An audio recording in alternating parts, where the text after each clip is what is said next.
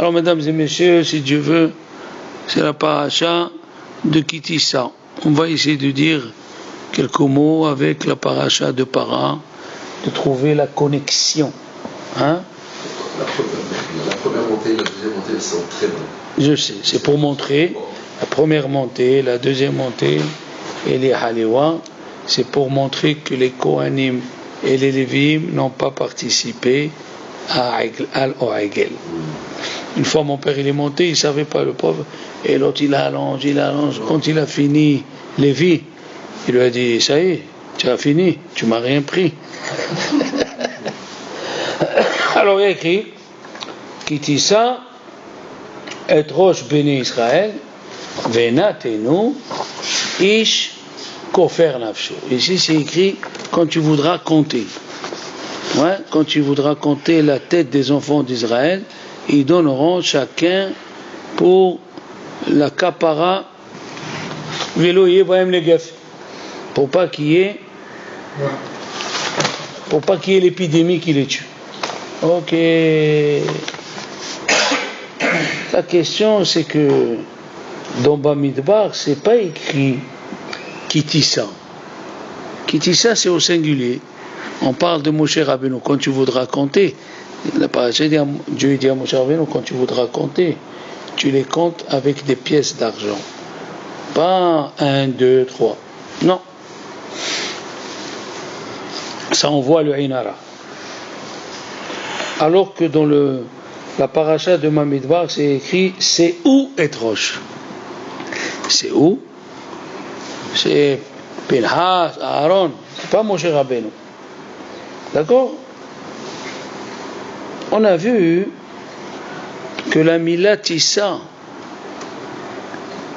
si tu veux dire le mot compter, il y a l'ifkod, c'est compter en hébreu, puisqu'on appelle Chumash Apikudim, Bamidbar.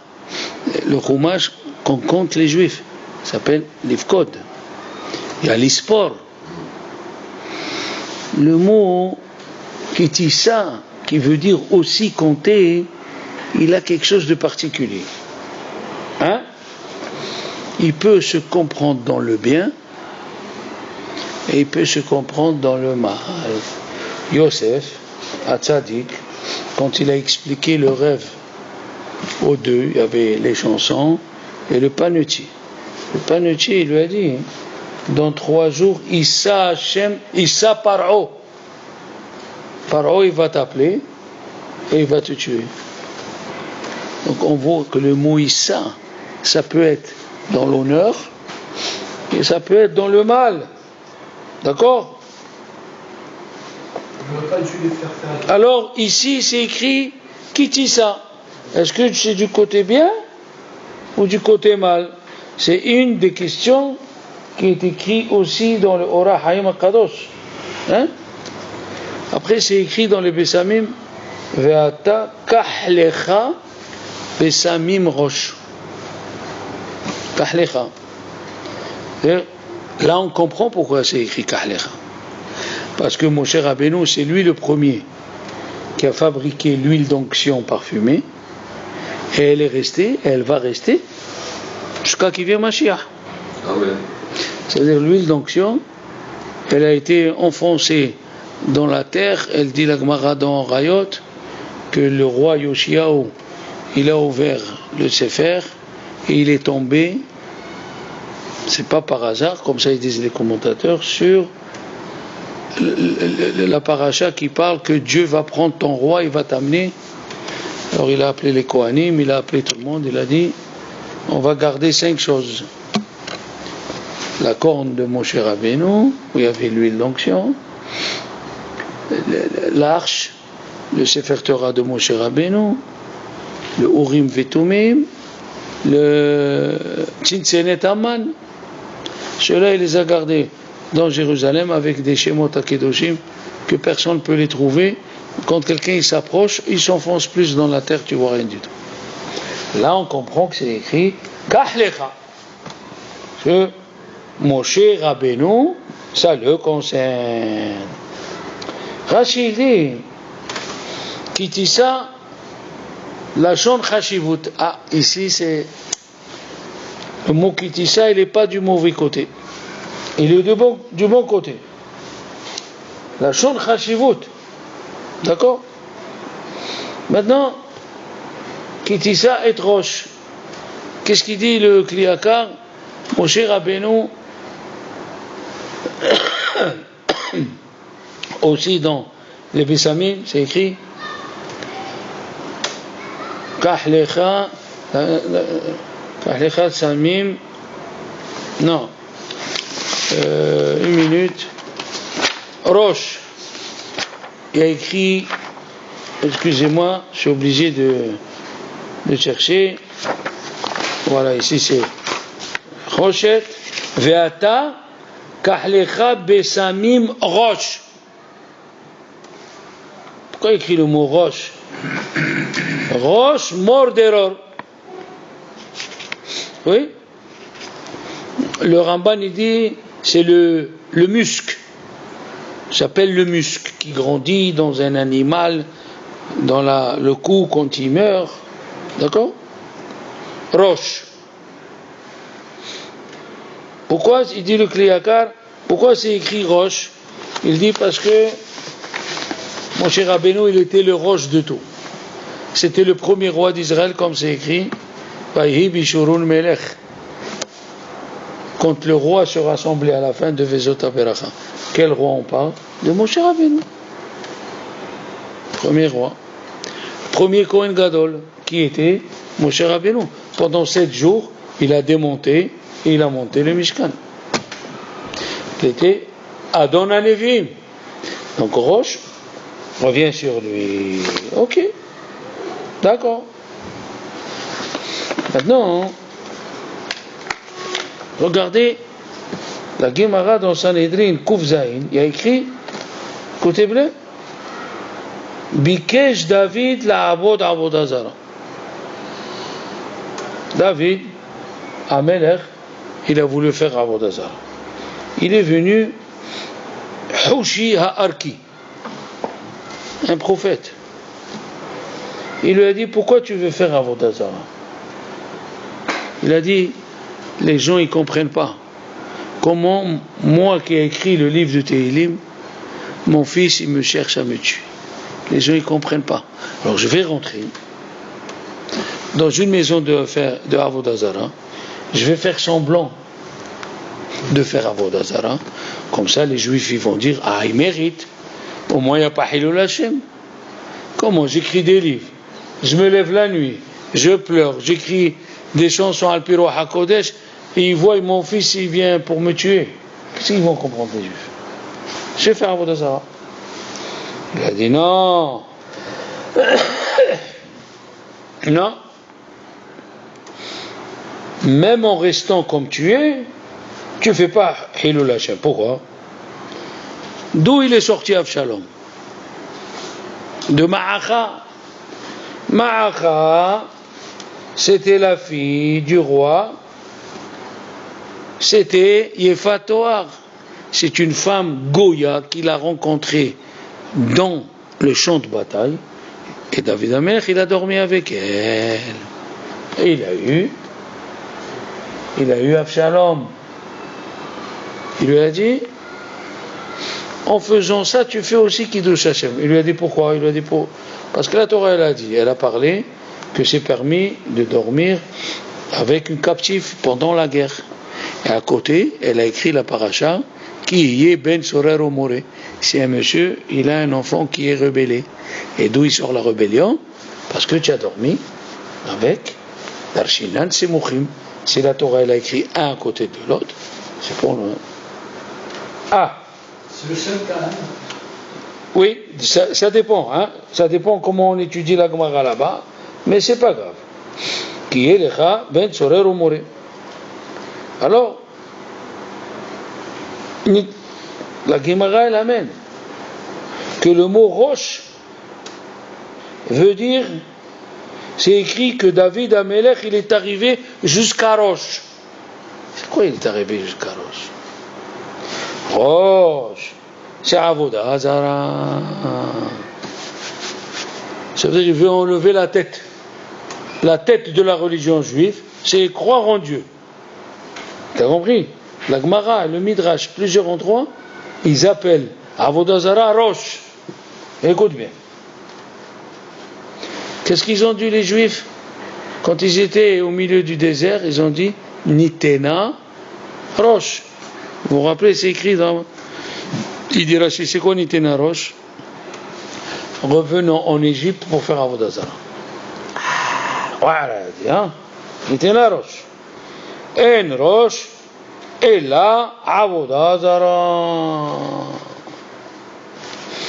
Même dans le livre de Rabbi Akiva, hein, au Tiyot de Rabbi Akiva, il y a écrit là-bas,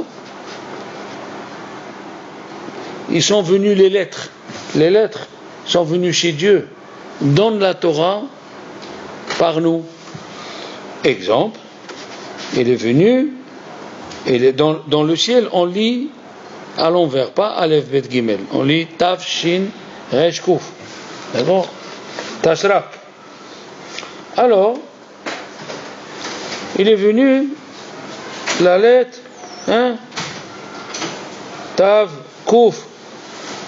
Kuf Resh Shin Tav. Il est venu la lettre Tav. Elle a dit à Dieu, commence la Torah par moi. Parce qu'on dit bien Torah Tzivalanu. On emploie la lettre Tav. Hein? Et il lui a dit non. Parce que au moment de Hiskiel, il y a écrit Utvita Tav. Mets un signe à ceux que je vais tuer. Ah, le mot Tav, ça va pas. D'accord? Tous ceux qui. Maintenant, il lui a dit au Shin. Le Shin, il a dit à Dieu, donne la Torah par moi, Shin. Voilà, tiens, le nom de Dieu, Shaddai, commence par Shin. Hein? Il lui a dit non. Le Shin aussi, il y a le mot Sheker. Ah. D'accord? Le Resh, il lui a dit, donne la Torah par le Hesh. Oui. C'est écrit, Rosh Devarcha Emet. Le début de tes paroles, c'est écrit Rofé, oui, tu t'appelles aussi Rahum, par Resh. Il lui a dit, le Midrash, Otio Derbek, il lui a dit non, parce que toi aussi, Rosh, c'est Avodah Zara, c'est écrit Nitena Rosh. Nitena Rosh. Et c'est écrit aussi dans le Midrash Echa, c'est écrit Hat'u Berosh, la Ku Berosh, Ve'Hashem Berosham. Ouais. Morahaim il dit à Kadosh. Alors ici, quand il lui a dit Kitissa et Rosh Ben Israël, à quoi il a pensé quand il a dit Rosh? Alors il a dit c'est venu pardonner la faute du Hegel. Ah, le Hegel, c'est Avodah Zara. Le Hegel, c'est Avodah Zara. Il s'appelle Rosh. Aïwa. Kitissa. Ata, toi, tu dois le faire. Parce que toi, tu étais dans le ciel, tu n'as pas fait Avodah Zara. Qui dit ça? Ici, c'est toi. D'accord? Etros. Ou, qu'est-ce qu'on a fait à Aman? On l'a pendu. Par où on l'a pendu? Par la tête. Eh oui. Non, tu aurais pu le pendre par les pieds, hein. Et alors, qu'il meurt comme ça? Ça veut dire que c'était Avodah Zara. Venatenu, Ish kofer nafsho, Aleph, Ish, kofer 20, ça fait 21, Nafsho, Nun, 21 et 50, 71. Après 71 jours de gouvernement de Haman, il est mort. Kitissa et Roche. Il avait 71 jours de gouvernement Haman. D'accord? Puisque c'est Ish Kofer Nafsho, c'est venu Vetaloto. Et la fin des mots, hein? Ish Kofer Nafsho, la fin des mots Shin, Ish, Kofer Resh, hein? Nafsho, Shin, non. Bishchut Sarah, Sofet Ephod Sarah. D'accord? Sarah Imenu. Donc, Nafsho, c'est avec un impact, avec un Bishchut Sarah, Sofet Ephod Ze Itenu. On a pris Ish. Hein? Kofer Nafsho. Nafsho, c'est un Non, mais Zé, il se finit avec quoi? Avec I. Parce que Kofer sans Nafsho, il ne veut rien dire. Kofer Nafsho. Machita, c'est que. Hein? Après, Teruma, l'Hachem mi ben Esrim. Ouais. L'Hachem, il se finit avec quoi? L'Hachem, non. He. Mi ben. Esrim. Non. Mi ben, excuse-moi. Mi ben Esrim Shana. Mi ben, il se finit. Non. Esrim. Même Shana. Sofetevot Haman. Donc déjà dès le début de la paracha, on est encore en relation avec Haman, qui faisait Avodah Zara, qui voulait que les Juifs se prosternent. On l'a pendu, et à là-bas, le mot 61 jours, Ishkofer Nafsho. Il y a aussi Zeiteno, le Sofetevot, c'est Sarah, et Mi Ben Esrim Shana, Haman. Maintenant, il y a 3 raisons pourquoi il y a eu le Hegel. 3 raisons pourquoi il y a eu le Hegel. 1, comme on a fait la faute au milieu de la journée, alors on doit amener Mahatit Hashek. Il y a qui disent on a transgressé la moitié des Luchot. Dans une moitié des Luchot, qu'est-ce que c'est écrit? Ne fais pas Avodah Zara. 3, il y a qui disent la moitié, parce qu'on a vendu Yosef. Non, elle vient la paracha de para. Chachamim, ils disent, hein, pourquoi on amène para à Douma? Ce Shabbat, c'est Shabbat para. Elle vient la mère et elle nettoie les saletés du fils.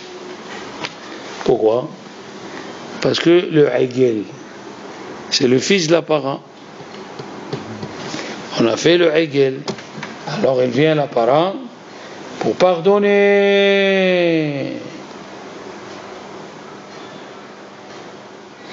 Mort d'erreur. Dans la Gemara de Choulin, ils disent une chose. Moshe Rabbeinu menaïn mina Torah. Alors il lui a dit, Beshegam. Combien c'est la Gamataria de Moshe même? 40. Shin 345. Bet. Oui, Beshegam ou Basar. Il a dit, même qu'il est. Alors, 2. Shin 302. Gimel 305. Et même 345. Moshe Rabbeinu mina Torah minaim, Beshegam ou Basar.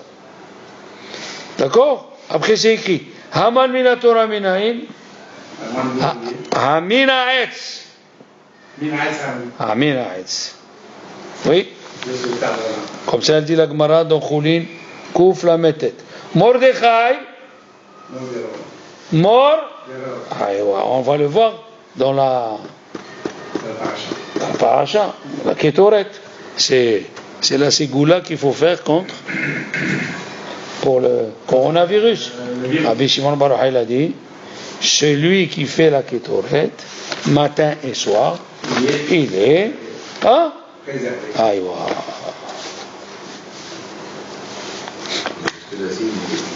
Ils ne font pas, mais maintenant ils font attention, ils le font. T'en fais pas. Vous savez que... Vous savez... Oui, ils ont peur de sauter un mot. Parce qu'on dit Vim Hisser Ahad Mikos Samamania Ayav Mita. Nous, c'est la lecture, on fait, bien sûr. On fait le matin, le soir, bien sûr, bien sûr. Alors, non, ils suivent. Sache une chose, que la lecture, elle réveille. Elle réveille les halakhot, par exemple. Après Parashat Para, qu'est-ce qu'il doit avoir? Il y a Hodesh. Or, la Parashat à Hodesh, elle a été lue dans le Mishkan avant Parashat. Hein? Et quand même, qu'est-ce qu'ils ont fait? Hein? Qu'est-ce qu'ils ont fait les Chachamim? Oui? Regardez. Dans la Parashat de Para Aduma. Hein? Où elle se trouve la Parashat de Para Aduma? La Bahukat Kol Kavod. Alors ici, regardez, les Shabbat Para. Vaidaber Hashem el Moshe ve'el Aaron lemor. Zot Hukat Torah Asher Tziva Hashem lemor. Pourquoi deux fois lemor? On n'a rien à faire ici. Ils ont dit les Chachamim, c'est au moment du Beth Amikdash. Et quand il n'y a pas le Beth Amikdash. La lecture, on a parlé de ça. Si vous vous rappelez, pour le Shabbat de Matan Torah, la Haftara de Yitro, elle est plus grande que la Haftara de Shavuot. Parce que dans la Haftara de Yitro, on lit Yirmia, qui a vu aussi ce qui se passe dans le ciel, et dans Shavuot, on voit Yehezkiel. Mais le prophète, il était avant Yehezkiel. Et la Gemara, elle dit, pourquoi il n'y a que 4 ou 5 versets? La Gemara, elle a répondu, parce que lui, Ben Baït, c'est un fils de la maison. Tandis que Yehezkiel était au dehors, Ben Kfar. Et bien la même chose aussi, puisque la lecture, elle réveille en haut ce qui se passe. Les Khamim, ils ont mis Parashat Para avant Hodesh. Un autre Rav s'appelle, oui, Rabbi Yehiel Michael Epstein. Il a dit, c'est écrit, Ve'aita lahem le Hukat Olam. Il a écrit 2 fois Hukat Olam dans la Parasha de Para. Un quand il y a le Beth Amikdash, et un quand il n'y a pas le Beth Amikdash. D'accord? 2 fois c'est écrit, voilà dans le Pasuk Yud, Ve'aita l'Ibn Israël ve'lager agar betucham lehukat olam. Et à la fin c'est écrit, pareil, Ve'aita lahem dans le Pasuk Kafel, lehukat olam. C'est-à-dire que la Torah nous parle ici des choses qui sont déjà écrites, oui. Mais elle parle aussi au moment où il n'y a pas le Beth, le moment où il n'y a pas le Beth Amikdash. Le moment où il n'y a pas le Beth Amikdash, eh ben, voilà, tu as compris? Écoutez bien. Il a dit, les Juifs, quand il est monté, Moshe Rabbeinu, il y a une question que j'ai dit chaque année, et je ne sais pas si vous vous rappelez, Eli. Moshe Rabbeinu, il est descendu avec les tables de la loi, il les a cassées. Hein? C'est pas lui qui les a cassées, il nous a dit qu'elles étaient tombées de sa main parce que c'était le même jour. Il les a cassées. Ah ouais. Écoutez la suite, tu vas voir. C'est les 3 choses que Moshe Rabbeinu il a fait de sa tête. Shiber et Alohot. Dites-moi maintenant, il est monté, Moshe Rabbeinu. Qu'est-ce qu'il était en train d'étudier la Torah? Qu'est-ce qu'il lui dit Dieu? Red kishihet amecha. Ah, d'accord. Descends ton peuple, il a fauté. Regarde, ton peuple. Ouais. D'accord, on l'a dit l'année dernière, c'est pas grave, mais la suite, c'est la suite. וידבר השם אל משה ירד כי שחט עמך. סרו מהר. Ils ont quitté, עשו להם עגל מסכה, ils ont fait une idole. Il lui a dit Dieu à Moshe, אני חלי, laisse-moi. ואעשה אותך לגוי גדול. Je vais te rendre toi, de toi je vais faire un grand peuple. Qu'est-ce qu'il a dit Moshe Rabbeinu? Il lui a dit, si déjà une chaise à 3 pieds, elle ne tient pas. Abraham, Isaac, Yaakov, oui, une chaise à 1 pied, elle va tenir. Le Maharal de Prague lui a dit, qui lui a dit à Moshe que c'était ça la kavana de Dieu? Il fallait que Moshe dise, ok, une chaise à 3 pieds ne tient pas, mais à 4 pieds, elle va tenir. Lui, il s'ajoute. On comprend d'ici que Moshe Rabbeinu a compris que Dieu il a dit je ne veux plus entendre parler ni d'Abraham, ni d'Yitzhak et d'Yaakov. C'est fini. Ni des enfants d'Israël. Alors il lui a dit Moshe Rabbeinu, si tu veux que je me fasse honte, moi. Il lui a dit quelle honte? Je vais te rendre. Il lui a dit quoi? Abraham, Yitzhak et Yaakov ils vont dire regarde le Parnasse qui pense qu'à sa tête et il ne pense pas aux Juifs. Regarde ce Parnasse là. Il a dit écoute-moi bien. Tu touches le dernier des Juifs, efface mon nom. Qu'est-ce qu'il a dit Moshe? Regardez, non, attends.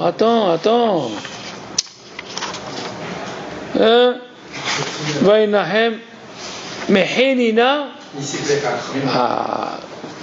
Mais il n'y avait pas encore la Torah, il n'y avait que les 10 commandements. Oui.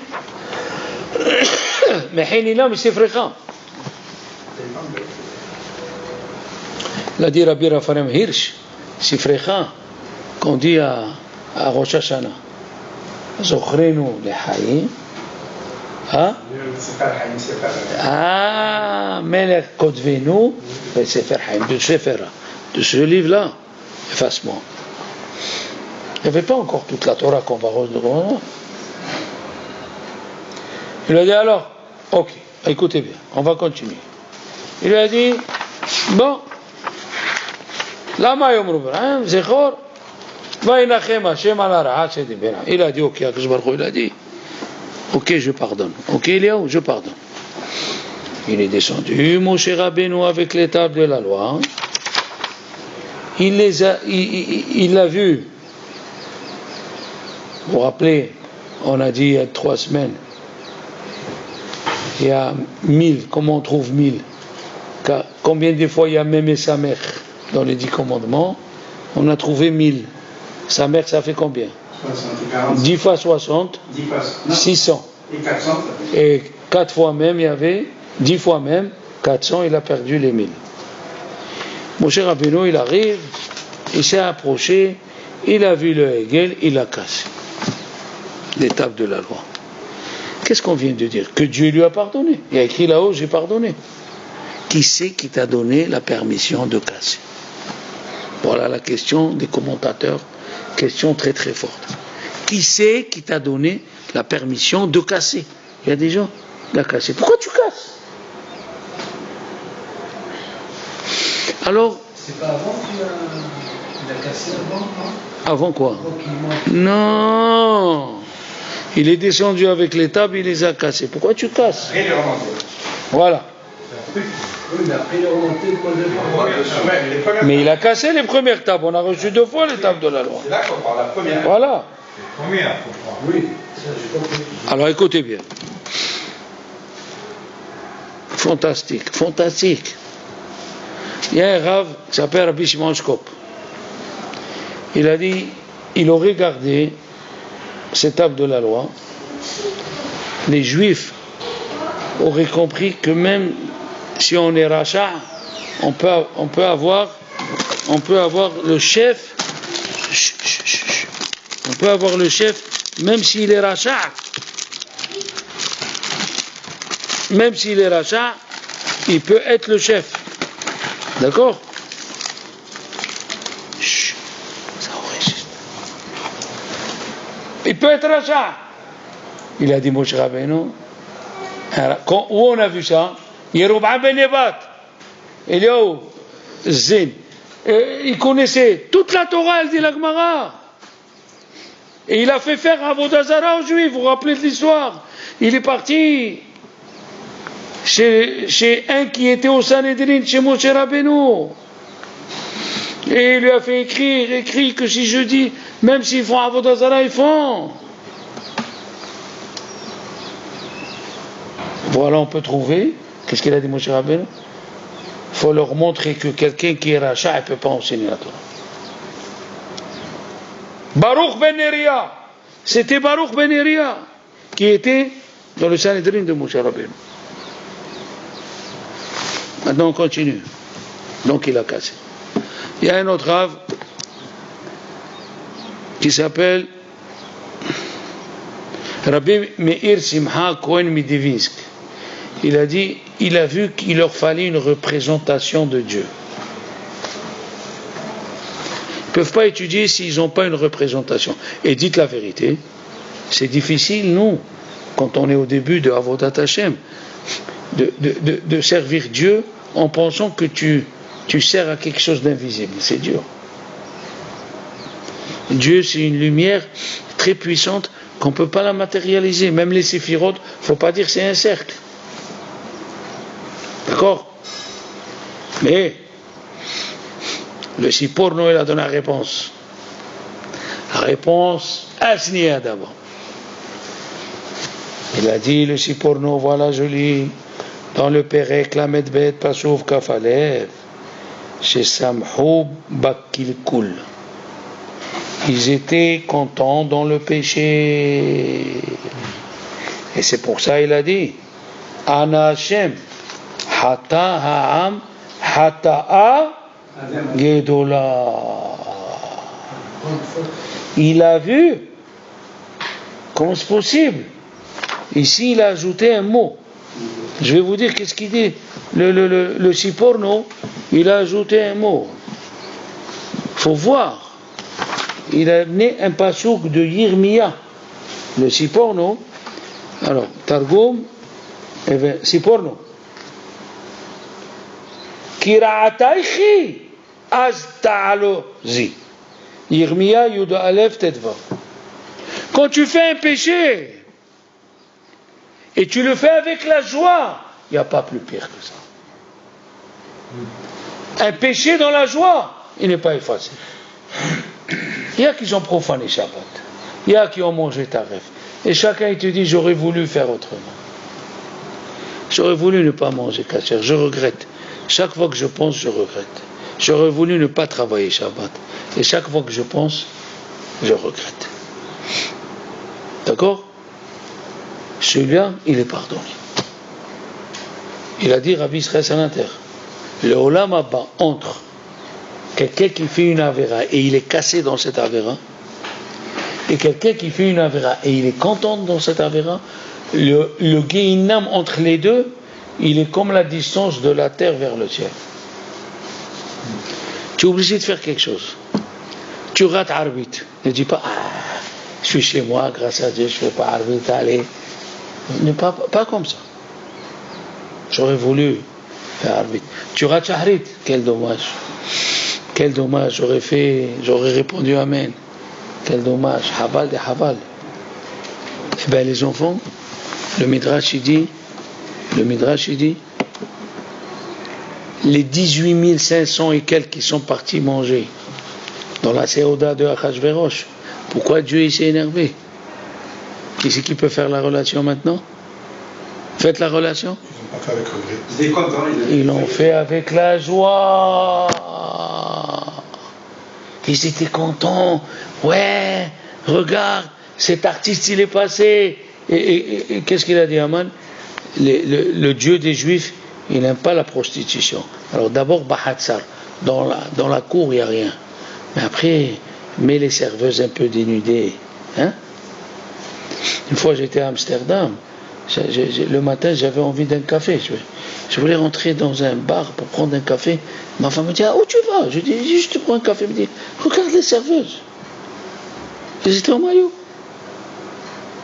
Haman il a dit, le Dieu de ceux-là, il n'aime pas la prostitution. Alors tu vas les amener.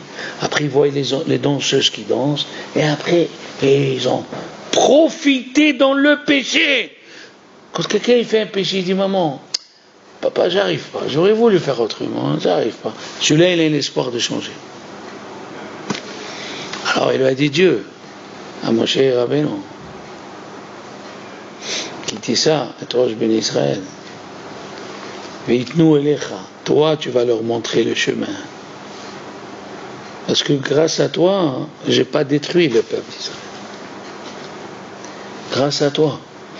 Apprendre aux enfants le regret. Vous savez ce qu'il a dit Hitler, un journaliste, en 1932. Il lui a dit, le regret, la pitié, les pleurs, c'est les Juifs qui les ont inventés pour pas que les gens ils font la guerre pour des raisons valables. Mais moi, j'ai enlevé la pitié, j'ai enlevé la peur, et il a tué les Allemands handicapés. Il a dit, ils ne servent à rien.